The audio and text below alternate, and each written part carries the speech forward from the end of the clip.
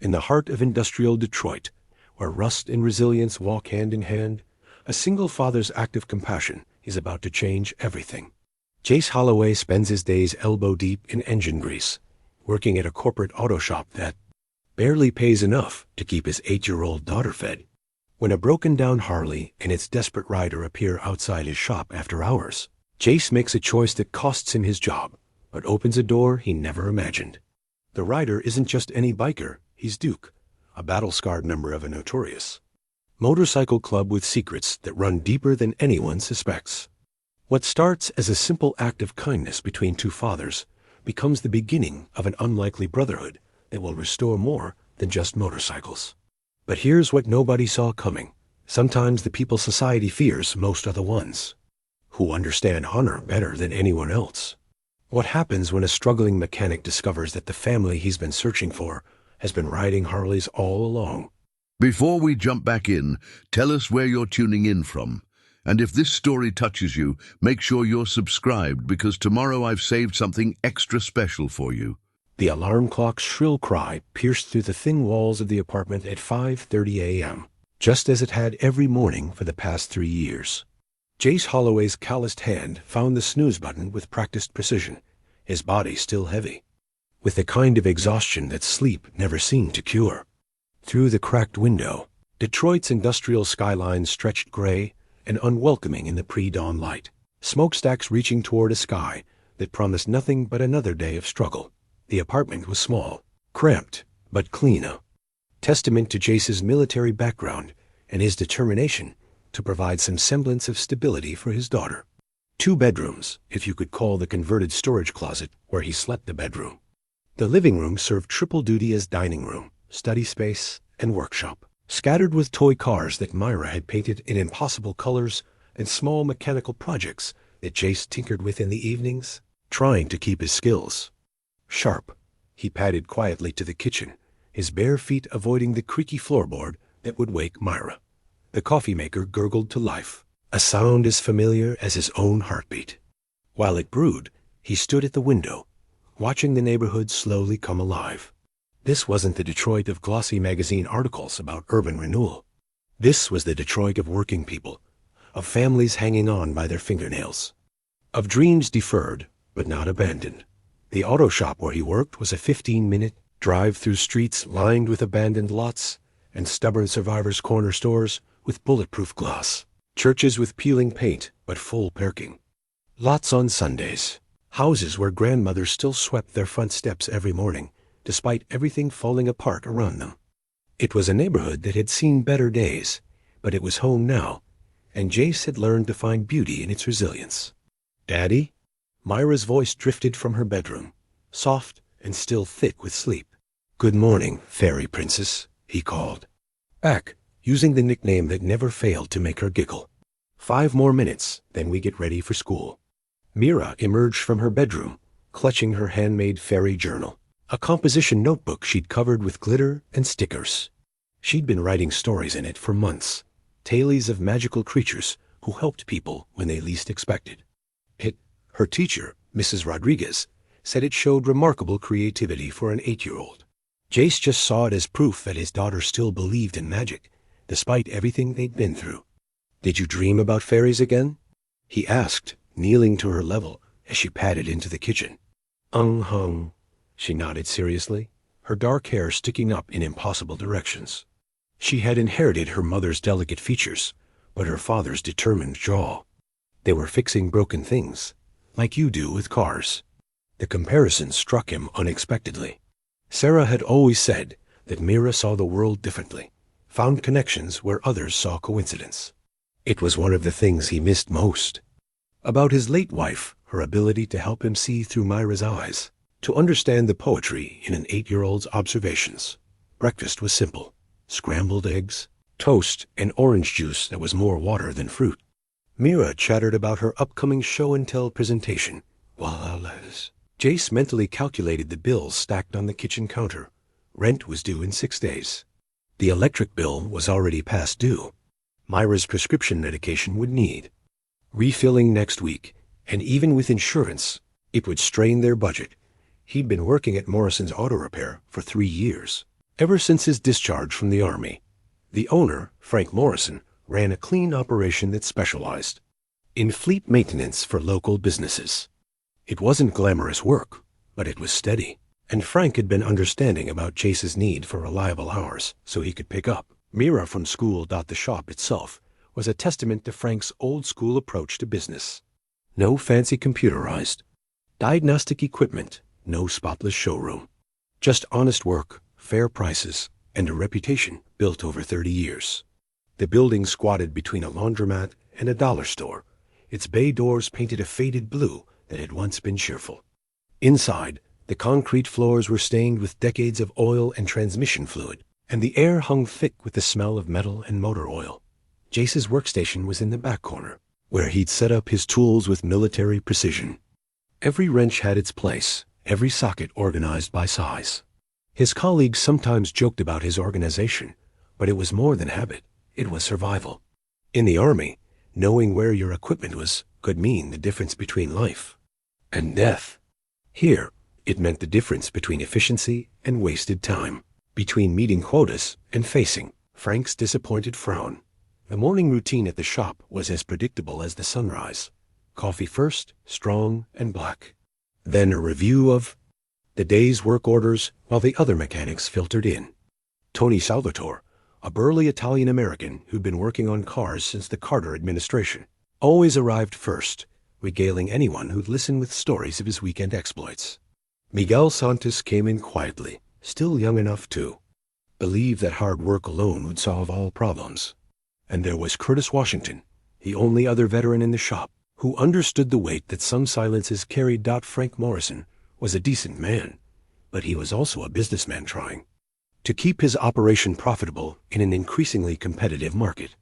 Corporate chains were moving into the neighborhood, offering cut-rate prices and volume discounts that a small independent shop couldn't match.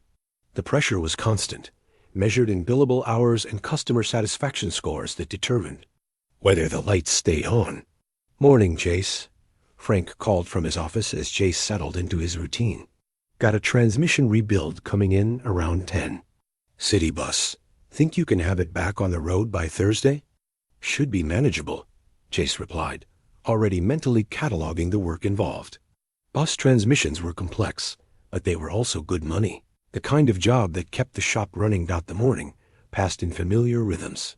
The whir of pneumatic tools, the clang of metal on concrete, the occasional curse when a bolt stripped or a part didn't fit quite right. Jace found peace in the work, in the logical progression of diagnosis, disassembly, repair, and reassembly. There was honesty in mechanical work. Problems had solutions, and skill combined with patience could fix almost anything. Around noon, while he was elbow-deep in the bus transmission, his phone buzzed with a text from Myra's school nurse. Nothing serious, just a reminder about her medication schedule and an upcoming appointment with her specialist. The message was routine, but it carried the weight of ongoing concern that never quite left his mind. Mira had been born with a rare metabolic condition that required careful monitoring and expensive medication. Sarah had handled most of the medical coordination before the accident, keeping track of appointments and symptoms with the same meticulous attention she brought to everything. Now it was all on Jace, and some days the responsibility felt overwhelming. Afternoon brought a steady stream of routine maintenance, oil changes, brake jobs, tire rotations. A kind of work that paid the bills but didn't challenge his skills. Jace had been trained on some of the most sophisticated military vehicles ever built, had worked on equipment worth millions of dollars in conditions where failure wasn't an option. Sometimes he felt like a concert pianist forced to play chopsticks, but he'd learned to find satisfaction in doing simple work well. As closing time approached, Frank pulled him aside. "Been thinking about that corporate training program they're offering. Might be worth sending you. Get you certified on some of the newer diagnostic equipment. What do you think?" It was a generous offer, but Jace knew the reality. Training meant time away from Myra, meant leaving her with neighbors or after-school programs that stretched their budget even thinner. It meant investment in a future that felt uncertain when he was struggling to manage the present. "Let me think about it," he said, which was his polite way of saying no without burning bridges. The drive home took him through neighborhoods that told Detroit's story in crumbling concrete and stubborn hope. Past the elementary school where Mira spent her days learning to read and dream. Past the small park where they sometimes went on weekends to feed the ducks and pretend they were somewhere else entirely. Mira was waiting on the front steps when he pulled up, her backpack beside her and her fairy journal open on her lap. Mrs. Rodriguez had started letting her wait outside since the weather turned warmer, understanding that some children needed to see their parents' cars turning the corner to feel secure. "How was school, Princess?" "Good." Tommy Martinez brought his gecko for show and tell, and Mrs. Rodriguez said my story about the mechanical fairies was really creative. She bounced in her seat as they drove, animated by 8-year-old enthusiasm. She said I should think about entering the school writing contest. They stopped at the grocery store, where Jace carefully counted coupons and compared prices while Mira pushed the cart and pretended to be a race car driver. Dinner would be spaghetti again, with jarred sauce and ground beef stretched with breadcrumbs. Not gourmet, but filling and familiar. Evening brought homework at the kitchen table, while Jace paid bills and tried to make the numbers work. Myra's math problem seemed impossibly complex for a second grader. All word problems about trains traveling at different speeds and farmers dividing crops. He helped where he could, remembering his own struggles with education and determined that his daughter would have every opportunity he could provide. After Myra was in bed, her fairy journal carefully placed on her knitstand, Jace stood again at the living room window. The neighborhood was quiet now, porch lights creating small pools of safety in the darkness. Somewhere in the distance, a motorcycle engine rumbled to life, its sound echoing off the empty streets before fading into the urban silence. He thought about Sarah, about the life they'd planned together before the accident changed everything. She would have known what to do about the training program, would have found a way to make it work. She had always been the planner, the one who saw possibilities where he saw obstacles. But Sarah was gone, and it was just him and Mira now, making it work one day at a time. Tomorrow would bring another early alarm, another day at the shop, another evening of homework and bills, and the quiet satisfaction of keeping their small world stable. It wasn't the life he dreamed of as a young soldier, but it was theirs. And that had to be enough. Outside, the city hummed with its own rhythm. 8 million stories playing out in apartments and houses and shelters. Soon, one of those stories would intersect with his in a way that would change everything but for. Now, there was just the familiar weight of responsibility and the quiet hope that tomorrow might be a little easier than today. The night had settled heavy over the shop by the time Jace finished the last work order. Frank had left hours ago, trusting him to lock up a responsibility that came with 3 years of reliable service and a reputation for treating the place like his own. The familiar sounds of the neighborhood's evening shift were starting. Sirens in the distance, the rumble of late buses, the occasional shout from someone walking home from a double shift. Jace was wiping down his tools, following the ritual that helped him transition from work mind to father mind, when he heard the distinctive sound of a motorcycle engine coughing, sputtering, then dying completely. The silence that followed had a different quality than the usual urban quiet, the kind of stillness that meant someone was stranded. Through the grimy window of the bay door, he could see the silhouette of a man standing beside a motorcycle, hands on his hips in the universal gesture of mechanical frustration. The bike was a Harley, from the look of it, probably 20 years old and carrying the kind of wear that spoke of serious miles and hard living. Jace's first instinct was to pretend he hadn't seen anything. Company policy was clear about after-hours work, and Frank had made it especially clear after the incident with the stolen truck parts 6 months ago. No exceptions, no matter how compelling the sob story. Too much liability, too much risk. Something about the man's posture, the defeated slump of his shoulders, made Jace pause. He'd seen that stance before, in mirrors and in the faces of other veterans learning to navigate civilian life. It was the look of someone who'd reached the end of their rope and didn't know where to find more. The man noticed the light in the shop and approached the bay door. Up close, he was older than Jace had first thought, maybe 55, with graying hair pulled back in a ponytail and a face that had seen weather and worry. His leather vest bore patches that told a story: military service, motorcycle clubs, places traveled. But it was his eyes that decided it for Jace. They held the same exhaustion that looked back at him from his own bathroom mirror every morning. "Shop's closed," Jace called through the glass, but he was already moving toward the door. "I know," the man replied, his voice gravelly but not aggressive.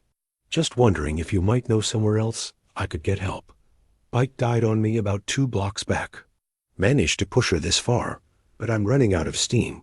Jace looked at the Harley, noting the puddle of oil forming beneath the engine. Classic transmission leak, probably a blown seal. Not complicated, but not something you could fix on the street corner either. "What's your name?" Jace asked, though he wasn't sure why it mattered. "Duke. Duke Morrison." The irony of the last name wasn't lost on either of them. "No relation to your boss, if that's what you're thinking. Jace Holloway." He found himself opening the bay door, breaking the first rule of after-hour security. "Let me take a look." Duke's relief was visible, but he didn't push. He helped Jace push the motorcycle into the bay, their conversation minimal but comfortable. There was something about working with your hands alongside another man that cut through the usual social barriers, created a kind of temporary fellowship based on shared effort. "She's been good to me for 15 years, Duke said as Jace began his examination. "Never left me stranded before." The bike was well maintained despite its age, the kind of careful attention that came from someone who understood that reliable transportation wasn't a luxury but a necessity. Jace could see evidence of previous repairs, all done competently, some with the kind of improvised solutions that spoke of roadside necessity. "Transmission seal," Jace confirmed, running his finger along the oil trail. "I've got the parts here, but it's going to take a couple hours." "I can pay," Duke said quickly, reaching for his wallet.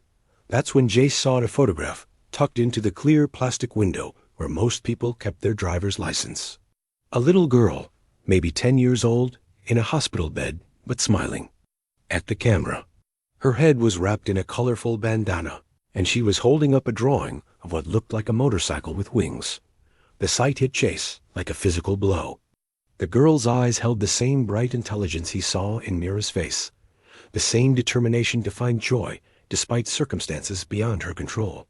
In that moment, Duke wasn't a stranger in leather and chains. He was another father trying to hold his world together. "What's her name?"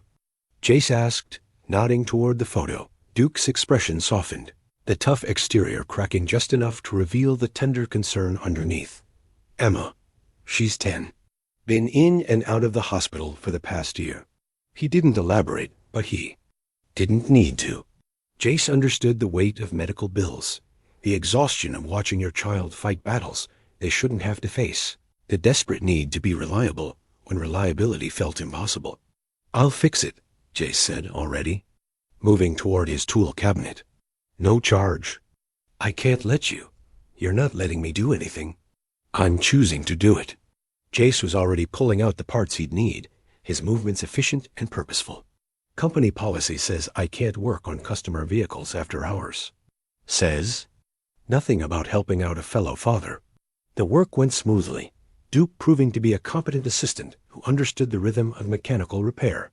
He'd clearly spent time around engines, knew when to hand over tools without being asked, when to hold steady pressure while Jace worked with both hands. "Military?" Jace asked during a pause in the work. "Marines. 2 tours in Iraq, 1 in Afghanistan."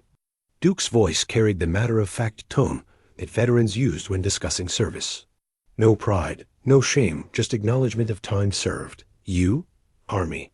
Engineering Corps. Mostly domestic, but some overseas deployment." Jace didn't mention the specialized training, the security clearances, the projects that still appeared in his dreams sometimes. That was another life, another person. They worked in comfortable silence for a while, the kind of shared focus that came naturally to men who'd learned to depend on competence under pressure. The transmission seal was more damaged than Jace had initially thought, requiring him to fabricate a temporary solution using materials he had on hand. "You're good at this," Duke observed, watching Jace's improvised repair take shape. "Had good teachers. Army taught me that every problem has a solution, if you're willing to think creatively. Wish I'd had someone like you when I was coming up. Learned most of what I know from trial and error." Duke's hands were steady as he held components in place, but Jace could see old injuries in the way he favored his left shoulder, the slight tremor in his fingers that spoke of nerve damage. As they worked, Duke talked about Emma, about her treatments and her courage, about the way she drew pictures of motorcycles because she associated them with her father coming home. Jace found himself sharing stories about Myra, about her fairy journal and her unshakable belief that magic was real if you just looked for it in the right places. "Sounds like we've both got daughters who see the world differently than most folks," Duke said, tightening the last bolt on the transmission housing. "Sometimes I think they see it more clearly than we do," Jace replied, wiping his hands on a shop rag. "They haven't learned yet that some things are supposed to be impossible." The repair was complete by midnight, the Harley's engine purring, with the satisfaction of mechanical problems solved. Duke tried again to pay, but Jace waved him off, knowing that the gesture meant more than the money would. "I won't forget this," Duke said, shaking Jace's hand with the firm grip of someone who understood the value of reliability. "If you ever need anything at all, you find me. Duke Morrison. Ask around the neighborhood. People know how to reach me."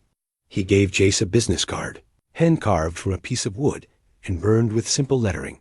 D. Morrison, Motorcycle Restoration. There was an address on the south side, in a part of town that Jace had driven through, but never stopped in. "Beautiful work," Jace said, examining the card. "You make this yourself?" "Hobby I picked up in recovery. Turns out working with your hands is good therapy." Duke pocketed his wallet, the photograph of his daughter disappearing from view, but not from mind. "Take care of yourself, Jace Holloway, and that little girl of yours." The Harley started on the first kick, its engine settling into the confident rhythm of a machine that knew its purpose. Duke raised his hand in a brief salute before disappearing into the night, leaving only the fading sound of his exhaust and the lingering scent of motor oil and leather. JACE stood in the empty bay for a long moment, Duke's business card still in his hand. He'd broken company policy, risked his job, made a choice that his practical mind said was foolish.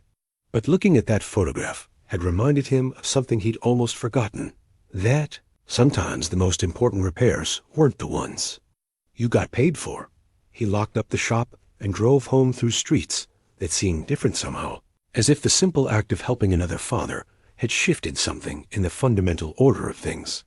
Mira was sleeping peacefully when he checked on her, her fairy journal open beside her pillow to a page titled "The Magic of Helping People." Standing in her doorway, watching her chest rise and fall with the steady rhythm of childhood sleep, Jace felt a certainty he hadn't experienced in years. He'd made the right choice, whatever the consequences might be. Some things were more important than company policy, more valuable than the security of a regular paycheck. Tomorrow would bring whatever it brought. Tonight, he'd helped another father get home to his daughter, and that felt like the most important work he'd ever done. The morning after helping Duke felt different from the start. Jace woke before his alarm, a habit from his military days that still served him well, and found himself thinking about the conversation in the shop. There had been something about Duke's quiet dignity, his matter-of-fact acceptance of hardship, that resonated in ways Jace was still processing. Myra was already awake when he checked on her, sitting cross-legged on her bed with her fairy journal open, pencil moving across the page in careful cursive letters that still required intense concentration. "What are you writing about this morning, Princess?" "The fairies who help daddies help other daddies," she said without looking up, her tongue poking out slightly in the way it did when she was focused. "Sometimes the magic is just people being nice to each other." The observation was so unexpectedly profound that Jace found himself pausing in the doorway, struck again by his daughter's ability to distill complex truths into simple statements. Sarah had always said that children saw connections that adults missed, patterns that became invisible. Once you learn to categorize the world into separate compartments. "That's a beautiful story," he said, kneeling beside her bed. "Mind if I hear it when you're done? It's not finished yet. The daddy who helped has to find out what happens next." She looked up at him with Sarah's dark eyes and her own determined expression. Sometimes you don't know if you did the right thing until later. The drive to work took him past the spot where Duke's motorcycle had broken down, and Jace found himself slowing to look at the oil stain on the pavement. Evidence of last night's choice, already being worn away by morning traffic and time. By afternoon, it would be invisible, just another mark absorbed by a city that had seen countless small dramas play out on its streets. Morrison's auto repair looked the same as always in the morning, light utilitarian, slightly worn, honest inn. The way that small businesses had to be to survive. Frank's truck was already in the parking lot, which meant he'd arrived early to review work orders and plan the day's priorities. It was a good sign. Frank only came in early when business was steady. "Morning, Jace," Tony called from his workstation.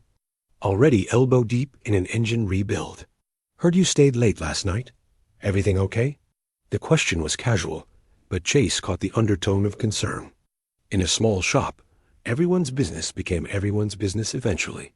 Tony had been around long enough to know that after-hours activity could mean problems.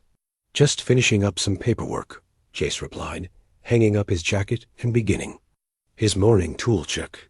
It wasn't technically a lie, but it wasn't the whole truth either. Frank emerged from his office an hour later, coffee mug in hand and reading glasses perched on his nose. He moved through the shop with the purposeful stride of a man who'd built his business from nothing and intended to keep it running through attention to detail and consistent standards. "Jace, got a minute?" The tone was neutral, but 3 years of working for Frank had taught Jace to read the subtle variations in his boss's voice. This wasn't the casual check-in of a busy morning or the urgent summons of a customer crisis. This was the careful control of a man trying to keep his emotions in check. Frank's office was cramped and cluttered, walls covered with certificates, photos of classic cars, and the accumulated paperwork of 30 years in business. Frank closed the door behind them, which was never a good sign. "Had an interesting conversation with my security company this morning," Frank began, settling behind his desk with the deliberate movements of someone who'd rehearsed this conversation. "Seems there was some activity here last night after hours." Jace's stomach dropped, but his face remained steady. Military training had taught him that showing panic only made situations worse. "I stayed late to finish the transmission work on the city bus. You needed it done by Thursday. Security footage shows you opening the bay door around 9:30. Shows someone else coming in. Shows work being done on a motorcycle that wasn't on any of our work orders." Frank's voice was tired rather than angry, which somehow made it worse. "Want to tell me what that was about?" There was no point in denying what the cameras had recorded. Jace had known about the security system, had made his choice knowing it would leave evidence. He'd hoped for more time before the consequences arrived, but some choices didn't offer the luxury of delayed accountability. A man's motorcycle broke down outside. He needed help getting home to his daughter. The words sounded inadequate, even as he spoke them, too simple to explain the complexity of what he'd felt looking at that photograph. "And you thought it was appropriate to use company equipment, company time, and company liability insurance to help a stranger?" Frank's fingers drummed against his desk, a nervous habit that emerged when he was struggling with difficult decisions. "I thought it was the right thing to do. The right thing." Frank removed his glasses and rubbed his eyes. "Jace, I like you. You're reliable, you do good work, and you've never given me reason to doubt your character. But I've got a business to run, and that business has rules for good reasons." Jace understood the position Frank was in. Small business owners walked tightropes every day, balancing compassion against liability, personal values against practical necessities. One lawsuit, one insurance claim, one violation of company policy could destroy what Frank had spent decades building. "I know," Jace said quietly. "I knew when I made the choice. Then you know what I have to do." Frank's voice carried genuine regret. "I can't have employees making independent decisions about who gets free repairs and when. What if he'd been hurt in my shop? What if something had gone wrong with the work and he'd crashed? What if word gets out that we'll work on anyone's vehicle after hours if they tell the right sob story?" The termination letter was already prepared, Jace realized. Frank had spent the morning making copies, checking with lawyers, doing everything. necessary to protect himself and his business. It wasn't personal, which almost made it worse. Personal conflicts could be resolved. Business decisions were final. "I'll clean out my toolbox," Jace said, standing to leave. "Take your time." "And Jace?" Frank's voice stopped him at the door. "For what it's worth, I understand why you did it. 20 years ago, I might have made the same choice. But I can't afford to be 20 years younger anymore." The process of emptying his toolbox was surreal, like dismantling a life one socket wrench at a time. Tony and Miguel watched from a distance, understanding what was happening, but not wanting to interfere.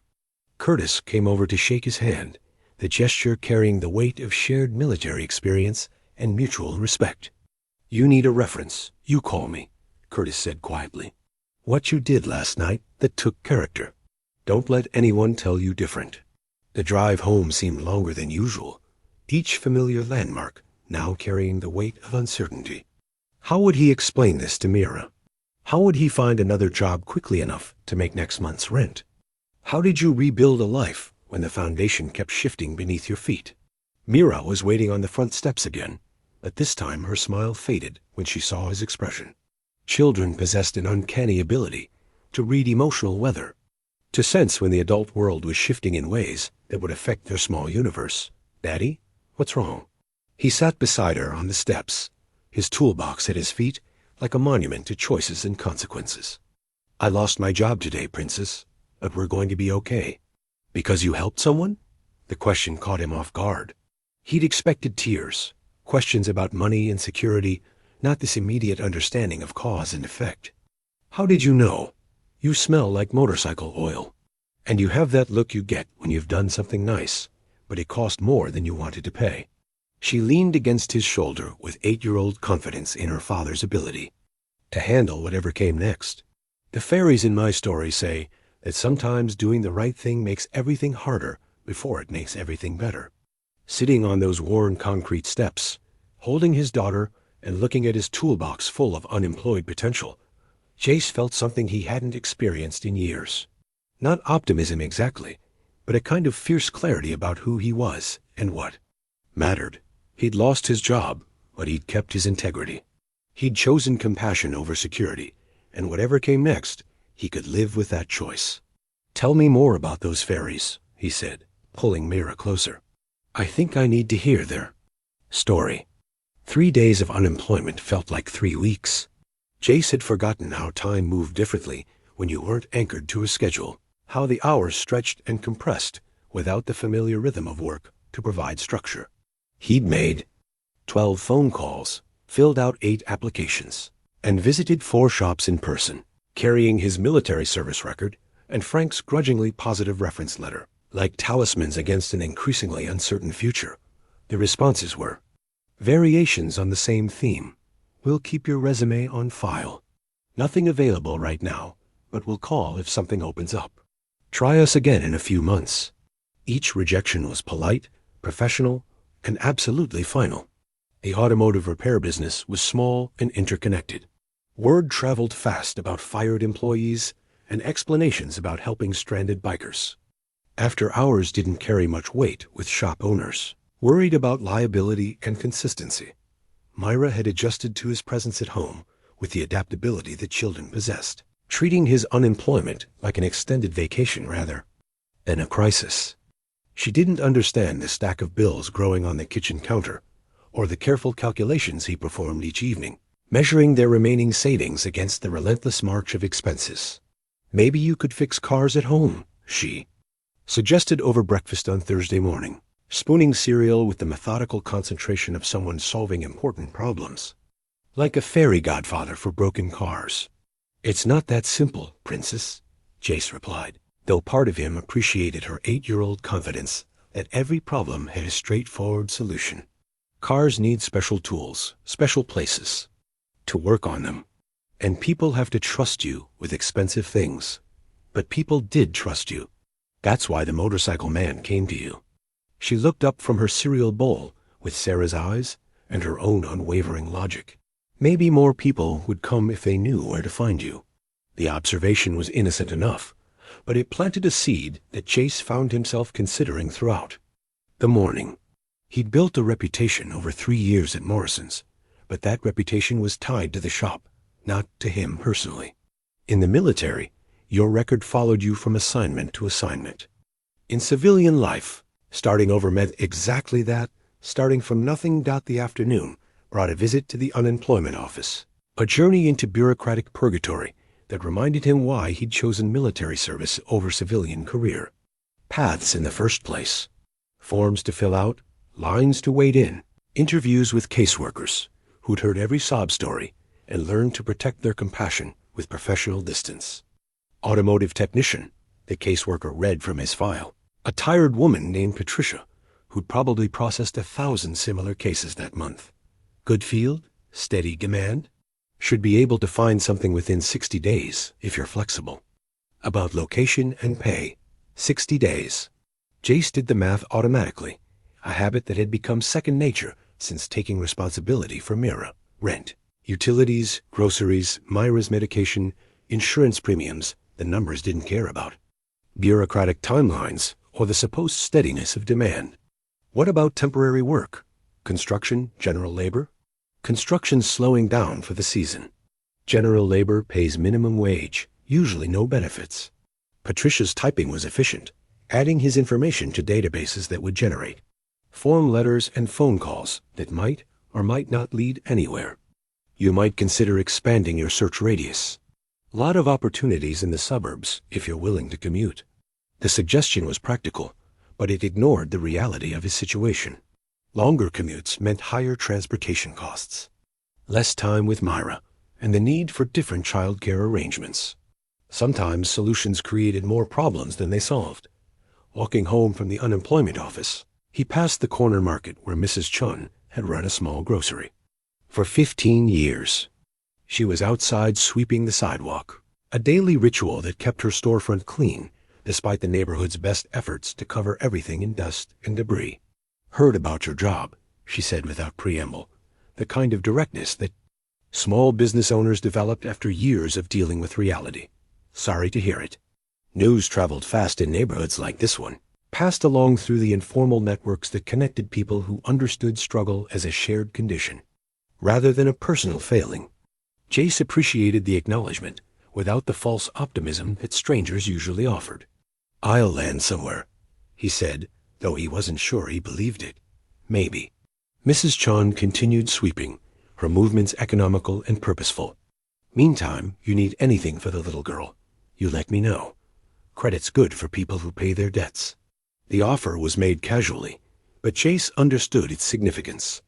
Credit in neighborhoods like this was currency more valuable than money, extended only to people who'd proven their reliability through consistent actions over time. It was Mrs. Chun's way of saying that his character mattered more than his current circumstances. I appreciate that. Your daughter, she comes in sometimes after school. Polite girl, always says thank you. Mrs. Chun paused in her sweeping to look at him directly. Kids like that don't happen by accident. Whatever you did at that shop probably wasn't wrong, even if it wasn't smart. The comment stayed with him through the afternoon and into the evening, when he helped Mara with homework while simultaneously updating his resume and searching job boards online. She was working on a writing assignment about heroes. Creating a story about a person who helped others, even when it was difficult. Is it okay if my hero gets in trouble for helping people? She asked, chewing on her pencil eraser with the intense concentration that accompanied her most important creative decisions.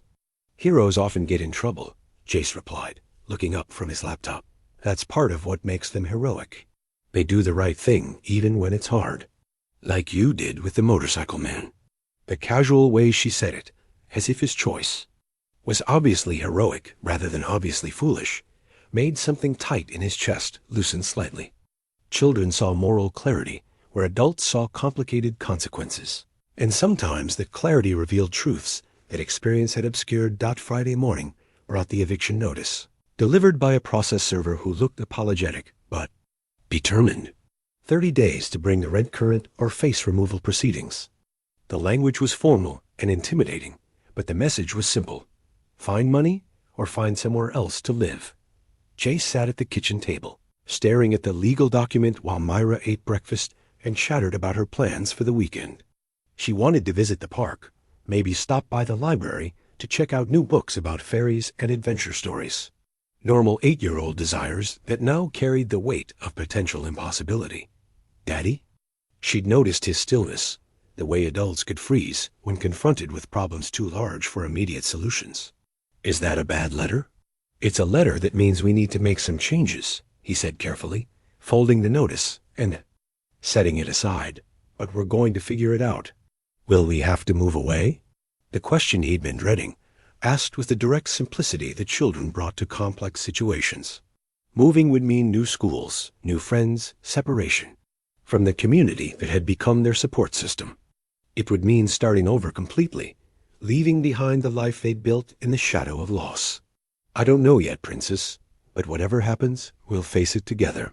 That afternoon, while Myra played in the small courtyard behind their building, Jace found himself thinking about Duke's business card, still tucked in his wallet behind his driver's license. D. Morrison, Motorcycle Restoration. The address was on the south side, in a part of town that most people avoided after dark, but where rents were cheaper and zoning laws were more flexible. It was probably nothing. A polite gesture from a grateful stranger, the kind of offer people made in the moment, but never expected to be taken seriously. But Mrs. Chun's words echoed in his mind. Kids like that don't happen by accident.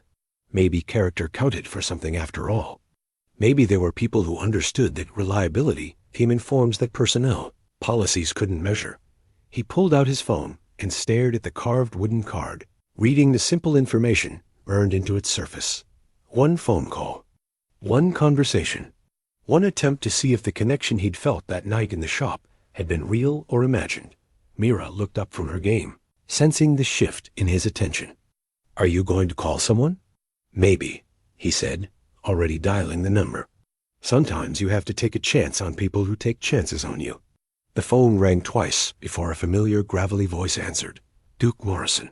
Duke, this is Jace Holloway, the mechanic who fixed your bike the other night. Jace. The warmth in Duke's voice was immediate and genuine. Been wondering when I'd hear from you. Something tells me this isn't a social call.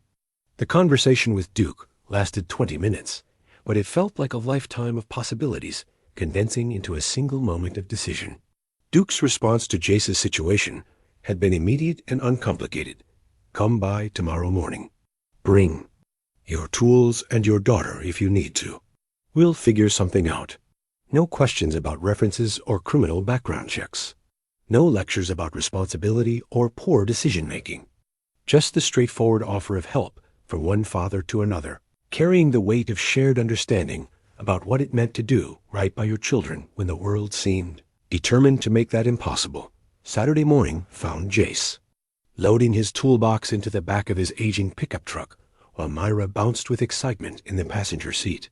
She'd insisted on bringing her fairy journal, claiming that new places always inspired new stories. Her optimism was infectious, temporarily overwhelming his anxiety about venturing into unknown territory. The drive to the south side took them through neighborhoods that told different stories about Detroit's evolution, past the gentrified areas where young professionals were renovating historic homes, through the industrial zones where factories stood empty like monuments to economic change, and finally into the working-class neighborhoods where people made do with what they had and found dignity in the making do. Duke's address led them to a converted warehouse that squatted between a laundromat and a small diner advertising breakfast all day in faded letters. The building looked tired but purposeful, like someone who'd worked hard for decades and earned the right to move at their own pace. A hand-painted sign by the entrance read, Iron Horse Restoration, Veterans Welcome. The parking area held collection of motorcycles in various stages of repair, from pristine vintage Harleys to modern bikes that looked like they'd been rescued from salvage yards. The common thread wasn't condition or value, but the careful attention each machine was receiving, the kind of meticulous work that came from people who understood the difference between fixing something and restoring it. Duke emerged from the building as they parked, wiping his hands on a shop rag and wearing the kind of satisfied expression that came from starting the day with productive work. He looked more relaxed than he had that night outside Morrison's, more like someone in his natural environment than a stranger asking for help. "Jace, glad you decided to come by." His handshake was firm, his attention immediately shifting to Mira, with the careful courtesy that some men reserve for children. "And you must be the fairy princess I've heard about." Mira giggled at the title, then grew serious as she studied Duke's face. "Are you the motorcycle man from Daddy's story?" "I am.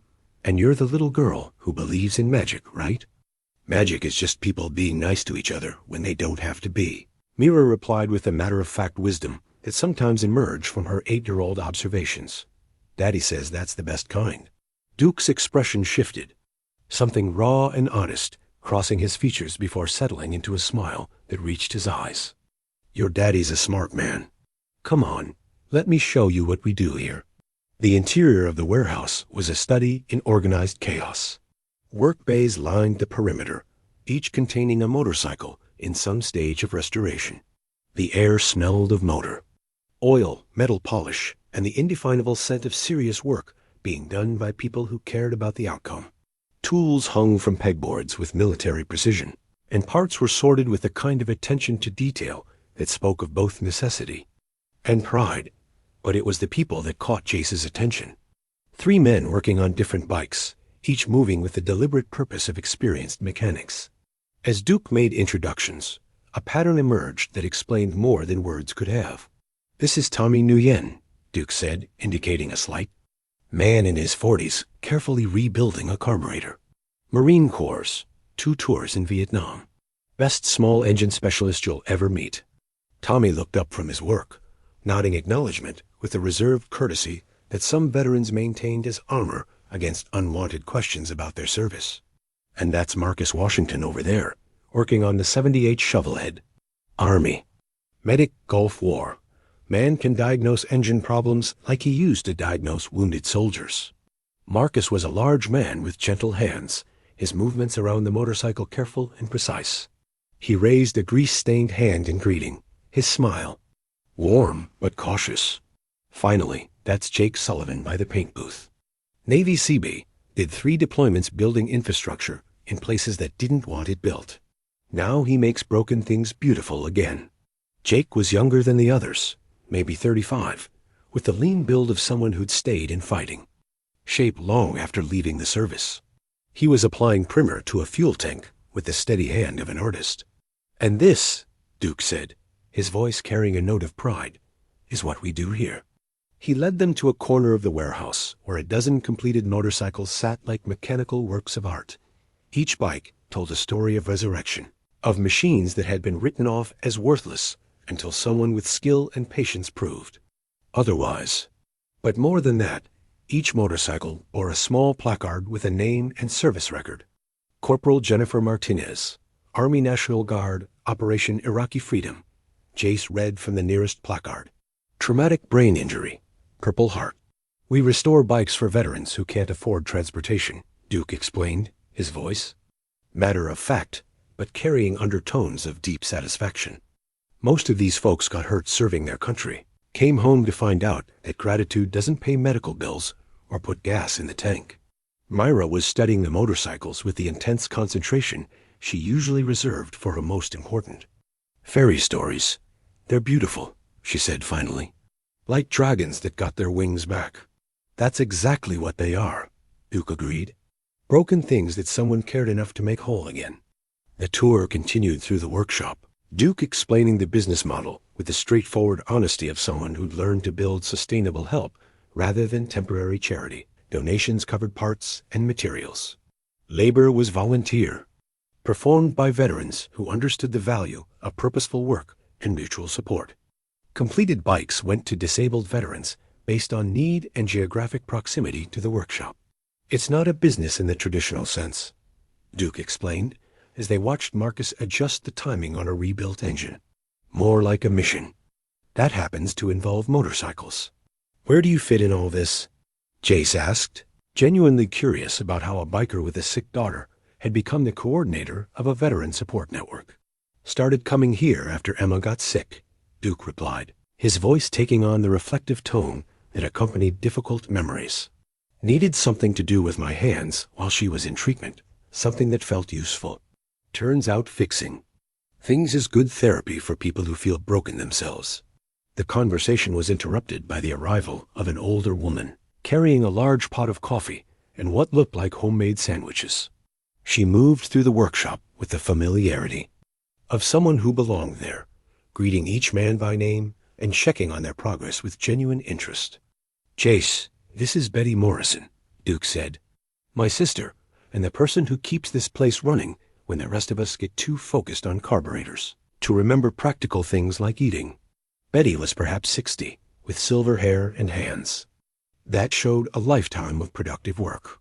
Her greeting was warm but assessing, the look of someone who'd learned to judge character quickly and trust her instincts about people. "So you're the mechanic who helped Duke get home to Emma," she said, studying Jace with frank curiosity. "He's been talking about you all week." "Just did what anyone would do," Jace replied, uncomfortable with the attention. "No," Betty said firmly. "You did what good people do. There's a difference, and it matters more than you might think." Over coffee and sandwiches, the conversation turned to practical matters. The workshop could use another experienced mechanic, someone with the technical skills to handle the more complex restorations. The work was volunteer, but there were ways to make it worthwhile parts deals with local suppliers, occasional paying customers who could subsidize the veteran program, and the kind of networking that sometimes led to full-time opportunities. "It's not a solution to your immediate problems," Duke admitted, his honesty refreshing after days of polite rejections and bureaucratic delays. "But it's a place to work while you figure out what comes next. And sometimes, if you're lucky, working on the right thing leads you to where you're supposed to be." Mira had been quietly exploring the workshop, her fairy journal open as she sketched motorcycles and wrote notes about the people she'd met. When she returned to the group, her expression was thoughtful. "This place feels like magic," she announced with 8-year-old certainty. "Not fairy magic, but the real kind, people magic." Duke knelt to her level, his expression serious. "You know what, Princess? I think you might be right about that." Driving home that afternoon, Jace found himself thinking about the offer, weighing the practical challenges against the intangible benefits of working with people who understood service and sacrifice. It wasn't a permanent solution, but it was a beginning, a chance to contribute something meaningful while figuring out the next steps. "Are you going to work with the motorcycle people?" Mira asked, her question cutting through his internal debate. With characteristic directness.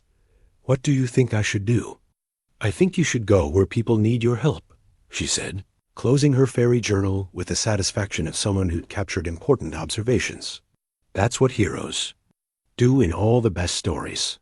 Monday morning felt different when Jace woke up knowing he had somewhere to go, something meaningful to contribute. The anxiety about unemployment hadn't disappeared, but it had transformed into something more manageable, a challenge to be solved rather than a crisis to be endured.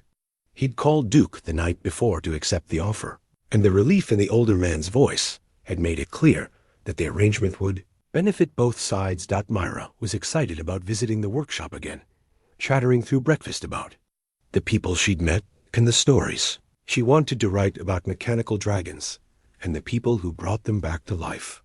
Jace had arranged with Mrs. Rodriguez to pick Mira up after school and bring her to the workshop, understanding that reliable childcare was essential to making any work arrangement sustainable. The morning commute to Iron Horse Restoration took them through different neighborhoods than the route to Morrison's had, past small businesses that catered to working people rather than corporate clients, barber shops and diners, auto parts stores, and family-owned markets, the economic ecosystem that supported people who fixed things with their hands and took pride in honest work. Duke was waiting when they arrived, along with a steaming cup of coffee and a genuine smile that reminded Jace why he'd trusted his instincts about this opportunity. "Ready to get your hands dirty?" The day's project was a 1979 Sportster that had been donated by a dealer clearing out old trade-ins. The bike had been someone's daily rider for decades before mechanical problems made it too expensive to maintain. Now it would become transportation for a veteran in Minnesota who'd lost his license due to seizures related to a traumatic brain injury, but could still legally operate a motorcycle. Previous owner took good care of the basics, Duke explained. as they wheeled the bike into the main work area.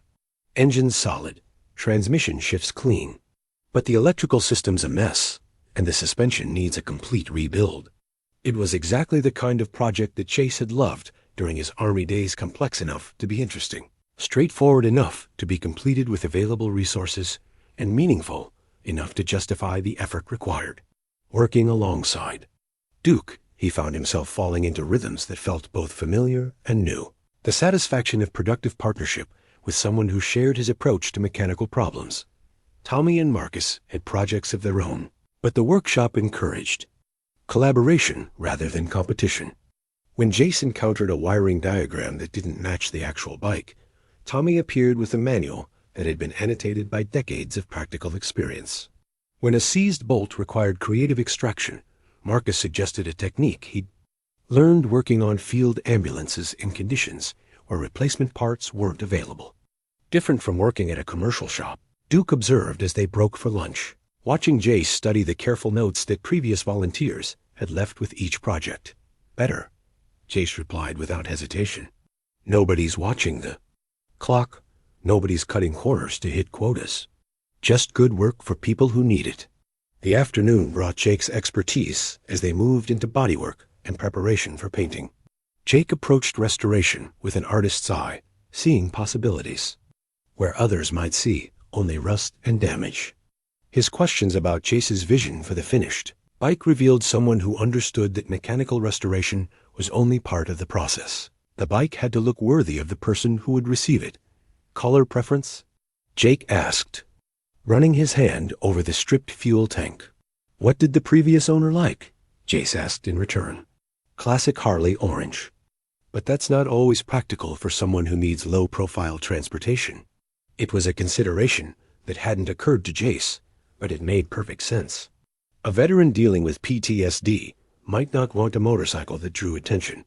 Someone living on disability payments couldn't afford to be targeted by thieves attracted to expensive-looking bikes.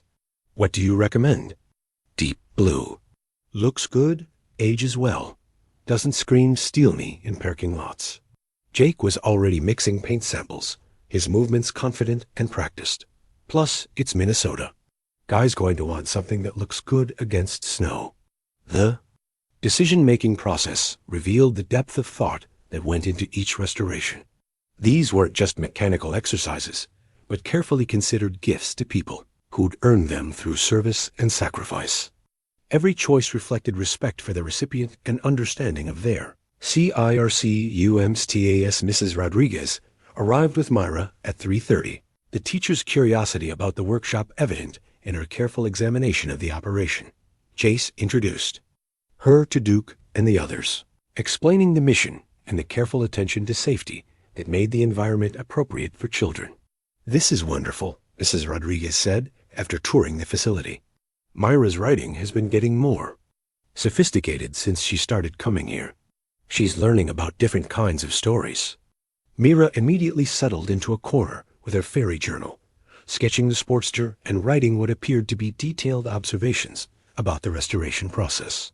Her presence added a different energy to the workshop, reminding the men that their work had audiences beyond the veterans who would ultimately receive the bikes. She makes us better, Duke observed, watching Mira carefully document Tommy's explanation of carburetor theory.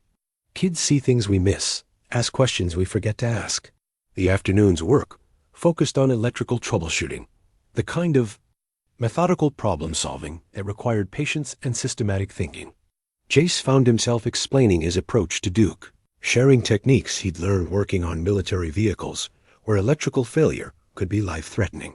You've got teaching instincts, Duke noted as they traced a short circuit through the bike's wiring harness.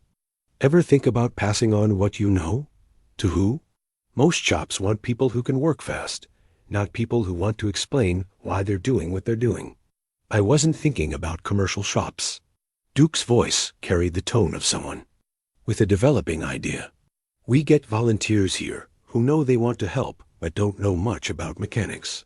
Could use someone who can teach while working. The suggestion planted itself in Jace's mind, growing throughout the afternoon as he watched the easy collaboration between men who'd learned to share knowledge rather than hoard it. In the military, training others was part of advancement, expected behavior rather than competitive disadvantage. Here, it could be both personally satisfying and organizationally valuable. The day ended with real progress on the Sportster and plans for continuing the work tomorrow. As they cleaned tools and secured the work area, Jace felt the satisfaction that came from purposeful effort in good company. The financial pressures hadn't disappeared, but they felt more manageable when balanced against meaningful work and genuine community. Betty left dinner in the refrigerator, Duke mentioned as they prepared to leave. Nothing fancy, but enough for you and Myra if you're interested. The invitation was casual, but Jace understood its significance.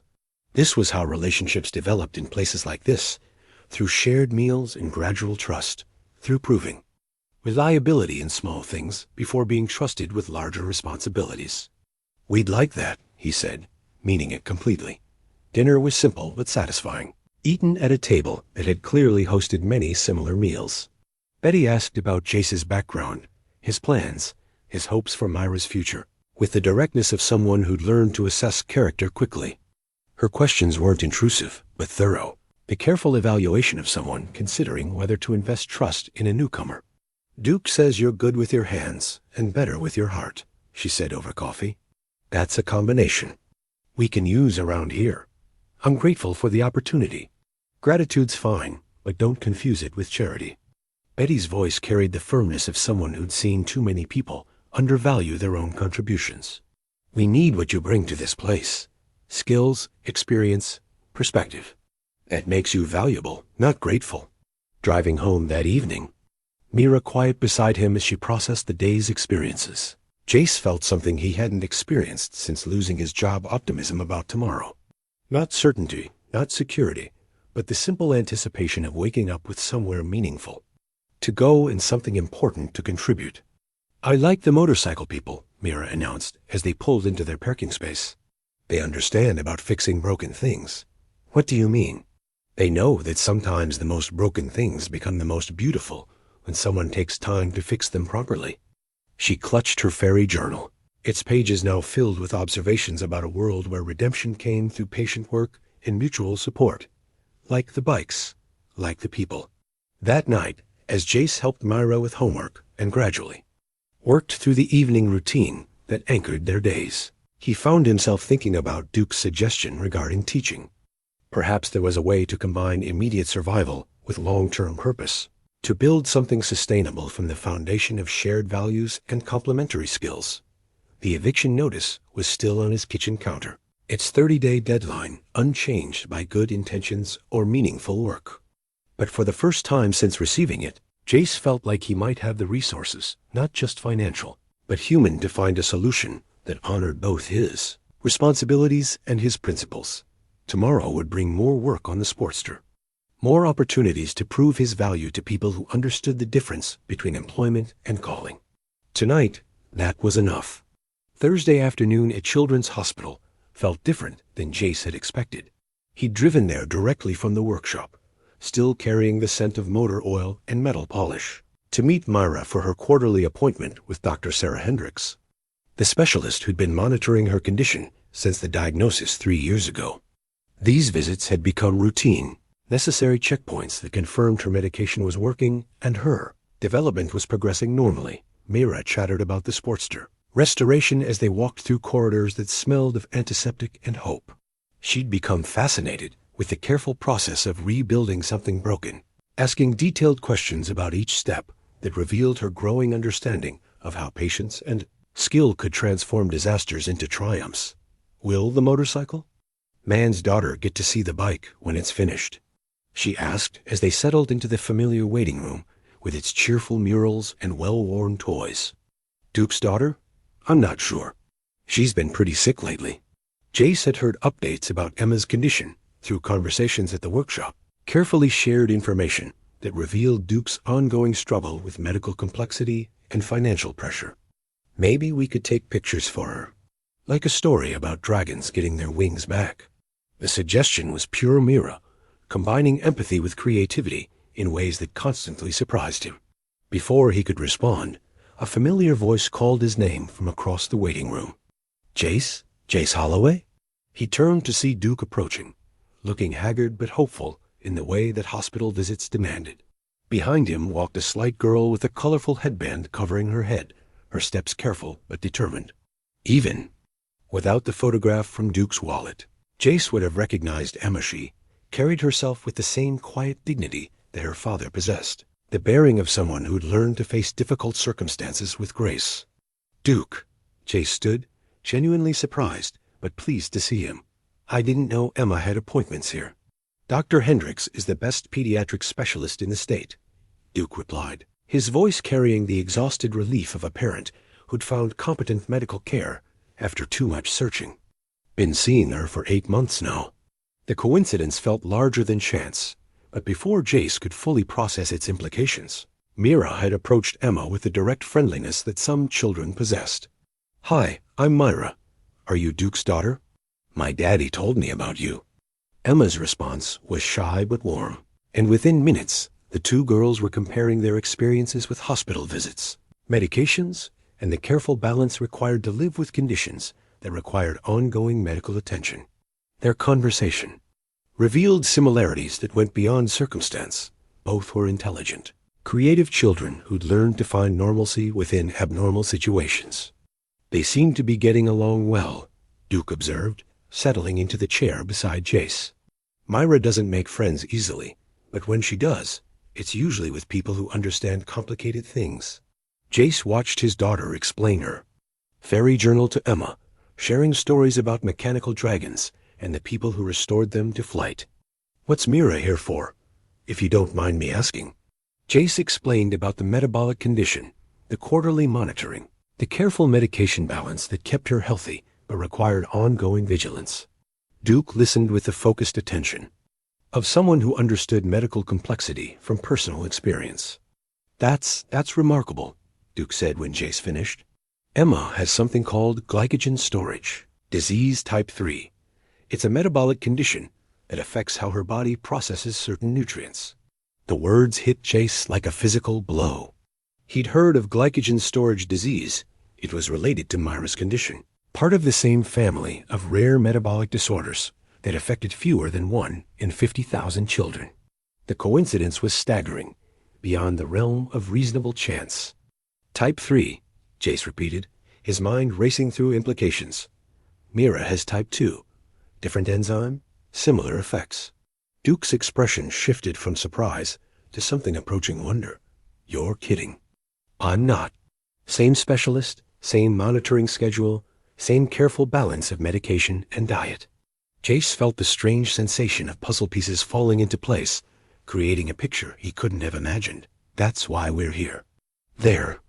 Conversation was interrupted by a nurse, calling both girls' names apparently. Dr. Hendricks had scheduled back-to-back appointments. As they walked toward the examination rooms, Mira and Emma continued their animated discussion about hospitals, medications, and the peculiar experience of being children with conditions that most adults had never heard of. Dr. Hendricks was a woman in her 40s with kind eyes and the manner of someone who'd learned to deliver complex medical information with clarity and compassion. She greeted both families warmly, but Jace noticed her particular attention to the interaction between the two girls. It's unusual to have two patients with related conditions meeting like this, she observed during a brief moment when both families were in her office together, particularly children who seemed to connect so naturally. Is it just coincidence? Duke asked, voicing the question that had been building in Jace's mind. Medically speaking, yes. But I've been treating rare pediatric conditions for 15 years, and I've learned that families dealing with similar challenges often find each other in unexpected ways. Dr. Hendricks smiled at the girls, who were now sharing drawings and comparing notes about their experiences. Sometimes connection transcends coincidence. The individual appointments revealed that both children were doing well on their current treatment protocols, but Dr. Hendricks had additional information that transformed their understanding of the situation. There's an experimental treatment being developed, she explained to both families during a combined consultation. Gene therapy that could potentially address the root cause rather than just managing symptoms. It's still in clinical trials, but the early results are promising. What would that mean? Jace asked, hardly daring to hope. Potentially, it could mean normal lives without ongoing medication, dietary restrictions, or the constant monitoring you've both become accustomed to. Dr. Hendricks spoke carefully, balancing optimism with medical reality. But it's expensive, still experimental, and requires specialized equipment that most hospitals don't have. Duke leaned forward, his expression intense. What kind of equipment? Highly sophisticated monitoring systems during the treatment process. Custom-designed hardware that can track metabolic changes in real time and adjust the therapy accordingly. Dr. Hendricks pulled up information on her computer, showing technical specifications that made Jace's engineering background suddenly relevant. The equipment exists, but it's manufactured by only one company and costs more than most hospitals can justify for such a rare condition. Jace studied the specifications, his mind automatically analyzing the technical requirements. This is biomedical engineering, he said slowly. Sensor integration, real-time data processing, automated response systems. Exactly. Do you have experience with that kind of work? I was a biomedical engineering specialist in the Army. Worked on life support systems, monitoring equipment, portable diagnostic tools. The words felt strange coming out of his mouth. He'd barely thought about that part of his military service since his discharge. This equipment, it's sophisticated, but it's not beyond current technology. The challenge would be cost and customization. Doctor. Hendricks's expression shifted, professional interest replacing routine explanation. Would you be willing to look at the technical specifications in more detail? We've been trying to find ways to make the treatment more accessible, and having someone with relevant expertise could be invaluable. Duke was staring at Jace with an expression that combined surprise with growing excitement. You never mentioned biomedical engineering. It was a small part of my service record. Most of my work was standard mechanical stuff. Jace felt the familiar discomfort that came with discussing capabilities he'd largely abandoned. I haven't worked with medical equipment in years. But you could? Emma's voice was soft but hopeful, the question carrying weight far beyond its simple words. The drive home was quiet, both Jace and Mira processing the afternoon's revelations in their own ways. The coincidence of meeting Duke and Emma at the hospital felt like something from one of Myra's fairy stories, too perfectly timed to be chance, too meaningful to be dismissed as accident. Daddy? Mira's voice broke the silence as they stopped at a red light. Do you think you could help make the machine that would help Emma and me? The question was asked with 8-year-old directness, but it carried implications that Jace was still trying to comprehend. His biomedical engineering background, Duke's restoration workshop, the experimental treatment that could change both girls' lives, connections that individually meant little, but together suggested possibilities he hadn't considered. I don't know, Princess. It would be very complicated. But you're good at fixing complicated things. And Duke and the other motorcycle people are good at building things that help people. Myra's logic was simple but compelling. Maybe all together you could figure it out. That evening, after Myra was asleep, Jace found himself studying the technical specifications that Dr. Hendricks had provided. The equipment was indeed sophisticated, but it wasn't beyond the capabilities of someone with his background and access to the right resources. The challenge wasn't technical complexity, but funding and fabrication. Exactly the kind of obstacles that groups like Iron Horse Restoration had learned to overcome through creativity and community support. He thought about Duke's workshop, about the careful restoration work that transformed discarded machines into reliable transportation for people who needed it, about Tommy's precision with small mechanical components, Marcus's diagnostic skills, Jake's attention to detail and finishing work, about Betty's organizational abilities and the network of suppliers and supporters who made the motorcycle program possible. Most of all, he thought about the photograph in Duke's wallet and Myra's fairy journal, about two fathers who'd found each other through a broken motorcycle and discovered that their daughters shared more than just medical conditions. They shared the possibility of futures that neither father had dared to imagine alone. The eviction notice was still on his kitchen counter, its deadline approaching with mathematical certainty. But for the first time since Sarah's death, Jace felt the stirrings of something larger than survival, more meaningful than just getting by from day to day. Perhaps there was a reason that a desperate biker had broken down outside his shop that night. Perhaps some connections truly did transcend coincidence. The phone call from Dr. Hendricks came at 6 in the morning, 3 days after the hospital meeting. Jace answered on the second ring, instantly alert with the kind of adrenaline response that parenthood had taught him early morning calls usually meant emergencies. "Mr. Holloway, I'm sorry to call so early, but I wanted to reach you before I left for rounds." Dr. Hendricks's voice carried urgency beneath its professional calm. "I've been reviewing the gene therapy trial data, and there's been development." Jace moved to the kitchen, away from Myra's bedroom, his heart rate accelerating with possibilities. Both hopeful and terrifying. What kind of development? 2 spots have opened up in the next treatment cycle. The trial is accepting participants, and both Emma and Myra would qualify based on their medical profiles and disease progression. She paused, letting the information settle. But there's a timing issue. The treatment window opens in 6 weeks, and we'd need the monitoring equipment in place and tested before then. 6 weeks. Jace's mind immediately began calculating timelines, requirements, obstacles. The technical specifications he'd been studying suddenly transformed from academic exercise to urgent necessity. "The equipment you showed me, is that the only option?" "Currently, yes. The manufacturer has a waiting list of 18 months and a price tag that puts it beyond reach for most medical facilities." Dr. Hendricks's frustration was evident. "I've been trying to find alternatives, but the FDA requirements are very specific about monitoring protocols during gene therapy. What if someone could build equivalent equipment? Custom designed, but meeting the same specifications?" The silence on the other end stretched long enough that Jace wondered if the call had dropped. When Dr. Hendricks spoke again, her voice carried careful hope. "That would require FDA approval for any custom medical device. The process usually takes years, not weeks." Another pause. "Unless ... unless what?" "There's an emergency use provision for custom medical equipment built to existing approved specifications. If the device meets or exceeds the technical requirements and is built by qualified engineers, it can be approved for specific patient use within 30 days. Jace felt something shift in his chest, the sensation of possibility becoming necessity. "I'd need detailed specifications, FDA approval documents, and access to the right fabrication facilities. I can get you everything by this afternoon. But Mr. Holloway, this would be an enormous undertaking. The responsibility, the liability, the technical complexity." "Dr. Hendricks," Jace interrupted gently, "we're talking about my daughter's future and Emma's. What do you need from me to make this work?"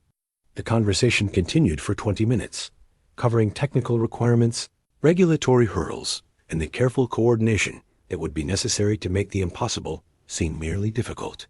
When Jace finally hung up, he found Myra standing in the kitchen doorway, her fairy journal clutched in her arms and her expression serious. Was that about the machine that could help Emma and me? There was no point in trying to shield her from information she'd already partially understood. Myra had lived with her condition long enough to recognize the rhythms of medical urgency, the careful balance between hope and reality that defined their lives. "Yes, Princess. There might be a way to help both of you, but it would require building something very complicated in a very short time." Like the motorcycles? The comparison was more apt than she realized. Like the motorcycles, but much more complicated and much more important. Myra nodded solemnly, processing information with the matter-of-fact acceptance that children with chronic conditions developed a survival mechanism. "Will you need help from the motorcycle people?" "I think so. This isn't something one person could do alone." The drive to Iron Horse Restoration felt different that morning, charged with urgency and possibility.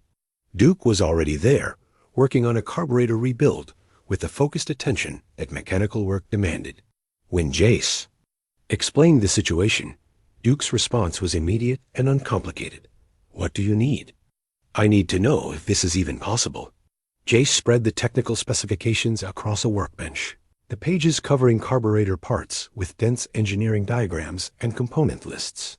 "Building medical equipment isn't like restoring motorcycles. Duke studied the documents with the same careful attention he brought to motorcycle manuals, asking questions that revealed his understanding of complex systems, even when the specific application was unfamiliar. Tommy and Marcus drifted over, drawn by the intensity of the conversation, and soon all four men were analyzing the requirements. Sensors, data processing, automated responses, Marcus summarized after reading through the specifications. It's like a very sophisticated diagnostic computer. More than that, Jace corrected. It has to monitor biological processes in real time and adjust treatment parameters automatically. Lives depend on every calculation being perfect. Like a ventilator? Tommy asked, his small hands tracing component diagrams with practiced precision. I worked on life support equipment in the field. Different purpose, same principle: monitor vital signs, respond to changes, keep people alive while doctors figure out long-term solutions. The observation shifted Jace's perspective. He'd been thinking about the equipment as a unique challenge, but Tommy was right. The underlying principles were similar to medical devices that already existed and were regularly maintained by qualified technicians. The fabrication would be the biggest challenge, Jake noted, studying the mechanical specifications. These tolerances are tighter than anything we work with here. But not impossible? Duke asked, his question carrying the weight of two fathers' hopes. Not impossible, Jake confirmed. Difficult, expensive, time-consuming, but not impossible. Betty arrived during their discussion, immediately sensing the shift in the workshop's energy. When Duke explained the situation, her response was characteristically direct. What's the timeline? 6 weeks to complete construction and testing. 30 days for FDA approval after that. Cutting it close. Betty pulled out a notebook and began making lists with the efficiency of someone who'd learned to organize complex projects under pressure. We'll need materials, specialized components, fabrication services for the precision work we can't do here. It's going to be expensive. Jace warned. More expensive than anything this workshop has tackled before. How expensive? Duke asked. Jace had been running calculations since his conversation with Dr. Hendricks. Conservative estimate, $40,000 in materials and fabrication costs. Maybe more if we run into complications. The number settled over the group, like a physical weight. Iron Horse Restoration operated on donations and volunteer labor, stretching every dollar to maximize their impact on veterans' lives. $40,000 represented more money than they typically spent in 6 months. The veteran program has some reserves, Betty said slowly, but not nearly enough for this. Maybe we don't need to fund it like a normal project, Duke suggested, his voice carrying the tone of someone working through possibilities. Maybe we approach it like a community effort. The idea took shape through discussion, each person contributing elements based on their experience with grassroots organizing and mutual support. A fundraising campaign that told the story of two fathers and their daughters. Appeals to the veteran community, the motorcycle community, the medical community. Social media outreach that emphasized the human impact rather than the technical complexity. It could work, Betty concluded after reviewing their rough plans. But it would require everyone committing completely. No half measures, no backup. Plans, all in. I'm all in, Jace said immediately. This is my daughter we're talking about. Our daughters, Duke corrected. Emma and Mira. This affects both families. Marcus spoke up quietly. I've got connections in the medical device industry from my Army days. People who might donate components or fabrication services if they understand what we're trying to accomplish. I know precision machine shops that work with veterans, Jake added. Places that might cut us deals on the specialized work. Tommy nodded his agreement. Between all of us, we know people who know people. It's how things get done when the official channels don't work. The morning transformed into intensive planning, with phone calls to suppliers, research into fundraising platforms, and careful review of technical requirements. By noon, they had the framework of a campaign that was ambitious but achievable, dependent on community support and the willingness of strangers to invest in children's futures. Dr. Hendricks arrived at 2 o'clock with a briefcase full of documents and the controlled excitement of someone who'd spent years fighting bureaucratic obstacles for her patients' benefit. She reviewed their plans with the careful attention of someone who understood both medical necessity and regulatory reality. "This could actually work," she said after examining their technical approach and timeline. "The FDA emergency use provisions are designed exactly for situations like this. Qualified engineers building approved equipment for specific patient needs." "What about liability?" Betty asked, her question reflecting practical concerns about protecting the workshop and its volunteers. "I'll handle medical liability through the hospital's insurance. As long as the equipment meets specifications and passes safety testing, the legal exposure should be minimal." The afternoon brought a stream of phone calls as word spread through various networks. Veterans organizations, motorcycle clubs, medical professionals, community leaders, each conversation adding another piece to the growing coalition of support. By evening, they had commitments for materials, fabrication services, and financial contributions that brought the impossible within reach of merely difficult. Mira arrived after school too. Find the workshop transformed into something between a technical laboratory and a campaign headquarters. She took in the activity with 8-year-old fascination, settling into her usual corner to document the day's developments in her fairy journal. "Is this what magic looks like when grown-ups do it?" she asked, watching Duke coordinate with suppliers, while Jace reviewed technical specifications and Betty managed the growing list of volunteers and commitments. "I think it might be," Jace replied, struck again by his daughter's ability to identify essential truths. "What do you think?" "I think it looks like a lot of people deciding to help 2 little girls at the same time," Mira said, her pencil moving across the page in careful strokes. "That's the best kind of magic there is." That evening, as they drove home through streets that now felt like part of a larger community rather than just a neighborhood to navigate, Jace felt something he hadn't experienced since Sarah's death. Sensed that the future held possibilities worth working toward rather than just challenges to survive. The eviction notice was still on his kitchen counter, its deadline now less than 2 weeks away. But somehow, surrounded by people committed to building something impossible in an impossible time frame, even that crisis seemed manageable. Tomorrow would bring the real work of construction, fundraising, and coordination. Tonight, for the first time in years, hope felt stronger than fear. 5 weeks later, the impossible had become merely improbable. The device officially designated as a custom metabolic monitoring system in the FDA. Paperwork sat in the center of Children's Hospital's specialized treatment room.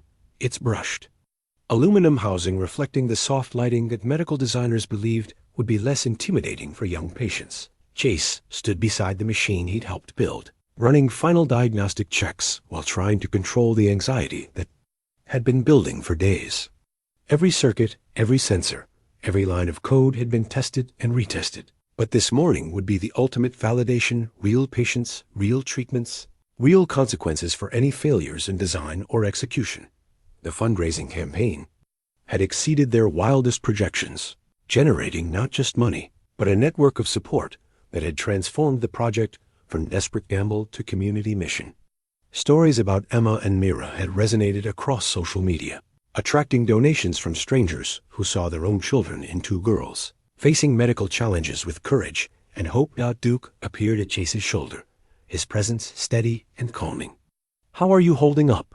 "Terrified," Jace admitted, his honesty reflecting the trust that had developed between them over weeks of 18-hour days and shared commitment. "This is the first medical device I've ever built. If something goes wrong, it won't." Duke's confidence wasn't false optimism, but the earned certainty of someone who'd watched Jace work with meticulous attention to every detail. "You've checked everything twice, tested every component, built in redundancies for the redundancies." Dr. Hendricks entered the room with 2 nurses and a technician, her manner professionally calm, but carrying undertones of excitement that 5 weeks of preparation couldn't completely suppress. She'd fought institutional resistance, regulatory hurdles, and insurance complications to reach this moment, and her investment in the outcome was deeply personal.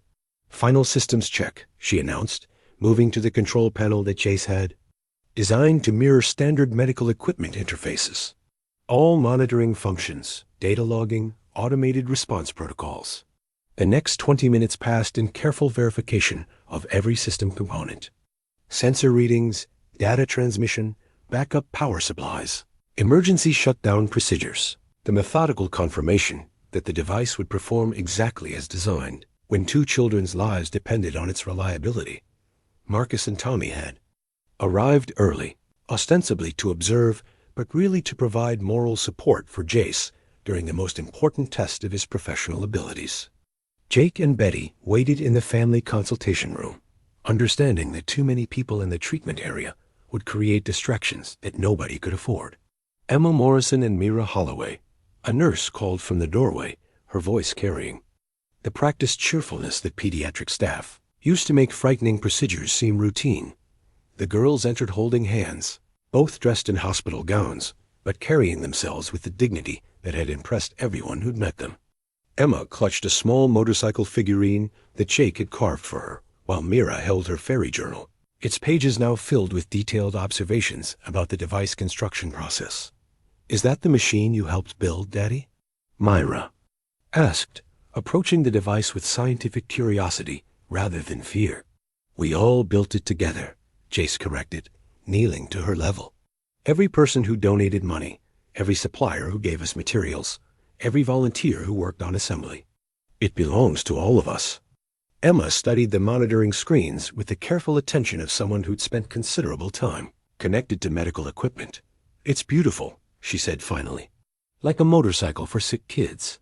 The observation was unexpectedly perfect, capturing both the device's sophisticated engineering and its fundamental purpose, providing reliable transportation from sickness toward health. Dr. Hendricks began the preparation process, explaining each step with the patience that had made her reputation among families dealing with rare pediatric conditions. The girls would receive the gene therapy simultaneously, their progress monitored by identical systems that would track every biological response and adjust treatment parameters in real time. "The actual therapy takes about 4 hours," she explained to both families gathered in the treatment room for final instructions. "The monitoring will continue for 12 hours afterward, tracking how your bodies process the genetic material and integrate it into your cellular functions." "Will it hurt?" Emma asked, her question direct but unafraid. "Less than getting blood drawn. The difficult part is staying still for so long while the machines do their work." Jace felt his chest tighten as Dr. Hendricks began connecting Emma to the monitoring system. Every sensor placement, every cable connection, every data point that appeared on the screens represented months of design work and countless hours of testing. But none of that preparation could eliminate the fundamental anxiety of watching theory become reality with his daughter's health in the balance. The device responded perfectly, tracking Emma's vital signs with the precision that sophisticated engineering could provide. Heart rate, blood pressure, metabolic indicators, cellular activity markers, dozens of data streams flowing into processors that would analyze patterns and respond to changes faster than human reflexes could manage. "System nominal," the technician reported, using language that Jace recognized from his military training. "Everything working as designed, all parameters within expected ranges." Mira's connection process went equally smoothly, the device treating her with the same careful attention it had shown Emma. Within minutes, both girls were comfortable in adjustable beds, the monitoring systems displaying parallel data streams that would guide the treatment process.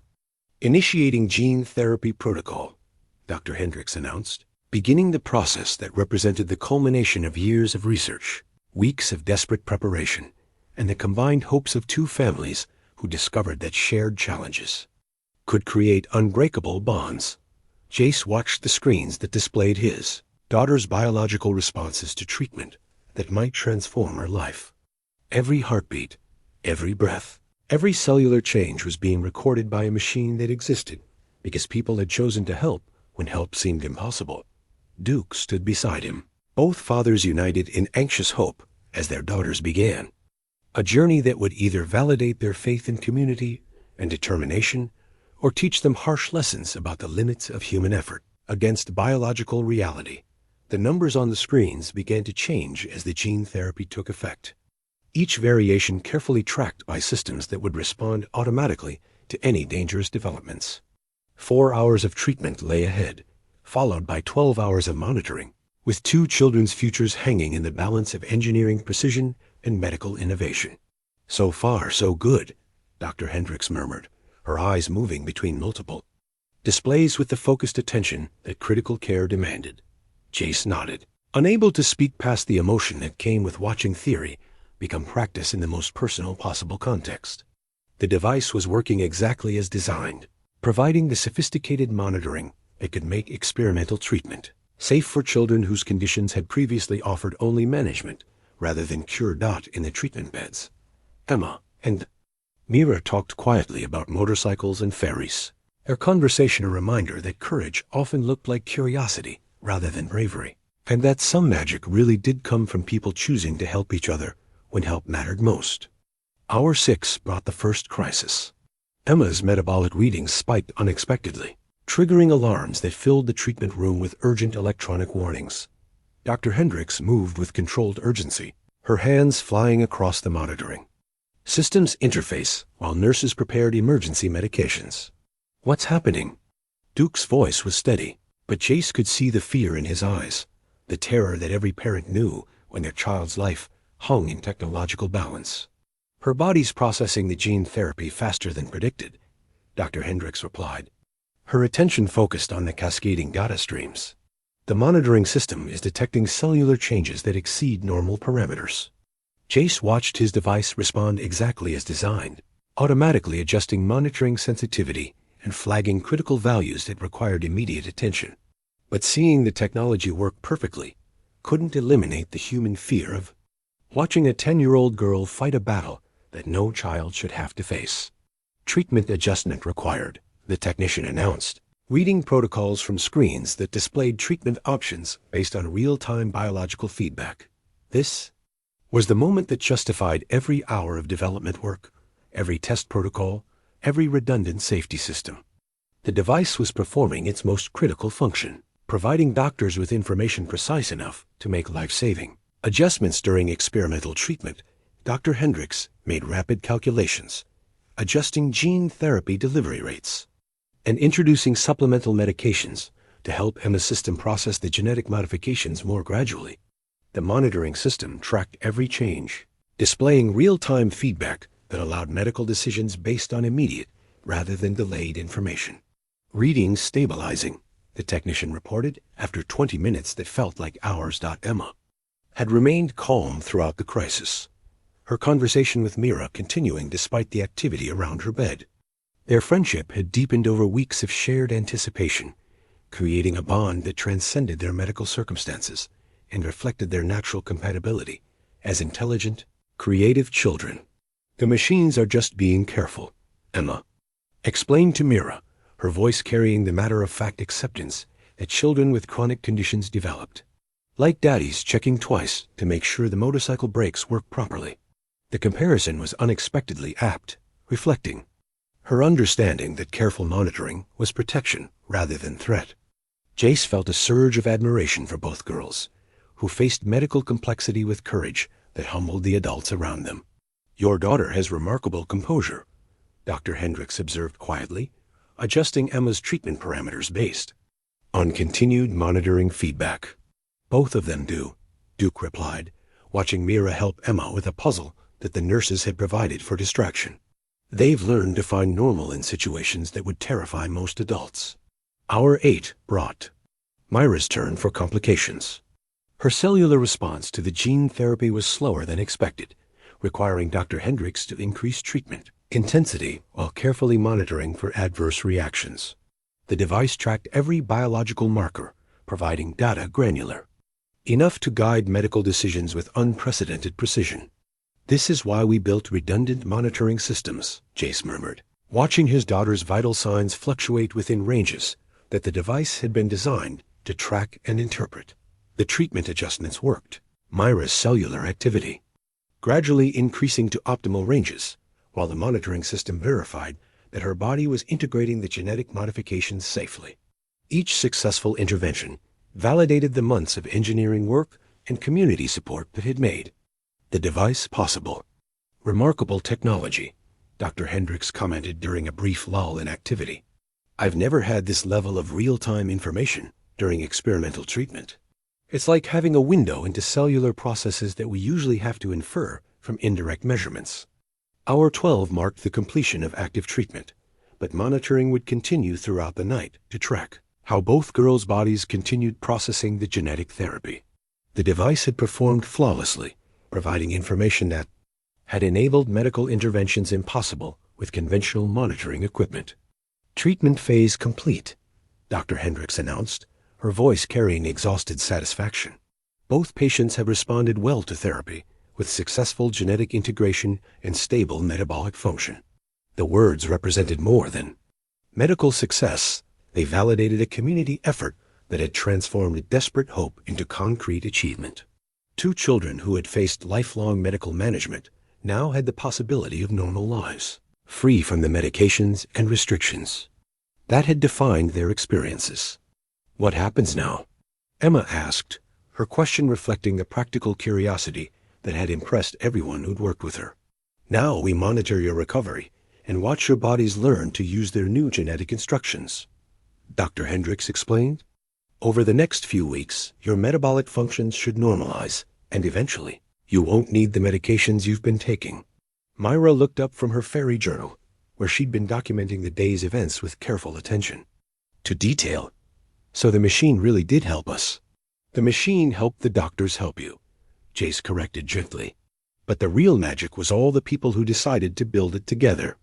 People magic, Myra said with satisfaction, using her favorite term for human cooperation that produced results beyond individual capability. Duke approached Jace as the medical team began transitioning from active treatment to recovery monitoring. We did it, he said simply, the words carrying weight that formal celebration couldn't match. We did it, Jace agreed, looking at their daughters, Emma, drawing pictures of mechanical dragons, while Mira wrote stories about communities that solved impossible problems through shared determination. The monitoring system continued its vigilant tracking, displaying data that confirmed successful treatment for both children. Every sensor reading, every calculated response, every automated adjustment had worked exactly as designed, proving that sophisticated technology could emerge from community workshop settings when need drove innovation beyond conventional limitations. Betty appeared in the doorway, followed by Marcus, Tommy, and Jake, the extended family that had made this day possible through their skills, commitment, and willingness to attempt something unprecedented. How are our girls? Betty asked, approaching the beds where Emma and Mira were comparing their monitoring displays with scientific interest. Perfect, Dr. Hendricks replied, checking final readings before transitioning to overnight observation protocols. The treatment was successful for both patients, with textbook responses to gene therapy. Tommy studied the monitoring displays with professional interest, recognizing the precision engineering that had made complex medical intervention possible. Beautiful work, he said to Jace, his comment encompassing both technical achievement and human impact. It was all of us, Jace replied, watching his daughter sleep peacefully while sophisticated systems continued protecting her health. Every person who contributed, every dollar donated, every hour volunteered. This belonged to everyone who believed it was possible. Outside the treatment room windows, Detroit's lights stretched toward the horizon, 8 million stories continuing their daily rhythms. While two small girls slept under the protection of technology, it existed because a community had chosen hope over resignation, action over acceptance of limitation. The device hummed quietly, its sensors maintaining careful watch over two children, whose futures had been transformed by the simple decision of strangers to help when help was needed most. In her fairy journal, Mira had written the perfect summary. Sometimes the best magic happens when people stop believing in impossible things and start building possible things instead. 6 months later, the sign above the workshop entrance read, Holloway and Sons Veteran, Motorcycle Restoration, in hand-carved letters that Jake had crafted with the same attention to detail he brought to fuel tank artistry. The addition of Jace's name reflected more than partnership. It represented the evolution of iron horse restoration into something larger and more ambitious than any of them had initially imagined. Mira sat at her usual corner table, no longer writing in a fairy journal, but in a proper notebook labeled Real Magic Stories. Her handwriting had improved dramatically, matching her expanding vocabulary and increasingly sophisticated observations about the world around her. Today's entry was about the veteran who'd picked up his restored motorcycle that morning, tears in his eyes as he thanked everyone for giving him back his independence. "Daddy," Mr. Patterson said, this was the first time he'd been able to visit his grandchildren since his accident. She called across the workshop where Jace was training 2 new volunteers in electrical system diagnosis. "Transportation means freedom," Jace replied, looking up from the carburetor assembly he was using to demonstrate fuel system theory. "When you can't get places on your own, you lose part of yourself." The observation reflected wisdom earned through his own experience with unemployment and uncertainty, understanding how quickly circumstances could strip away the independence that most people took for granted. The veteran motorcycle program had expanded significantly, now serving disabled veterans across 3 states and attracting support from motorcycle manufacturers who donated parts and expertise. Emma appeared in the workshop doorway, no longer pale and fragile, but glowing with the health that successful gene therapy had restored. She moved with confidence now, her energy matching that of any normal 10-year-old, her medical restrictions replaced by the simple expectation of normal childhood experiences. "Duke sent me to tell you that the reporter from the medical journal is here," she announced, settling beside Mira to compare their respective creative projects. The medical journal article had been Dr. Hendrix's idea, documenting the community-built monitoring device that had enabled successful experimental treatment for rare pediatric conditions. The story had attracted international attention, generating inquiries from medical researchers and patient advocacy groups who wanted to replicate their approach to custom medical equipment. Duke emerged from the office area that had been expanded to accommodate the growing administrative complexity of their operations. The workshop now managed not just motorcycle restoration, but medical device consulting, veteran placement programs, and community outreach that connected military skills with civilian needs. "She wants to interview everyone who worked on the project," Duke reported, "especially you, since you designed the technical systems." Jace had become reluctantly comfortable with media attention, understanding that publicity could generate resources for expanded programs. The FDA had fast-tracked approval for their monitoring device design, making it available for other hospitals treating rare pediatric conditions. 3 more units had been built and deployed, saving lives while validating their community-based approach to medical technology. "What angle is she taking?"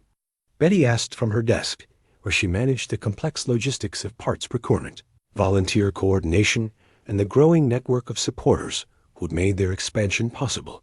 "Human interest with technical depth," Duke replied. "How?"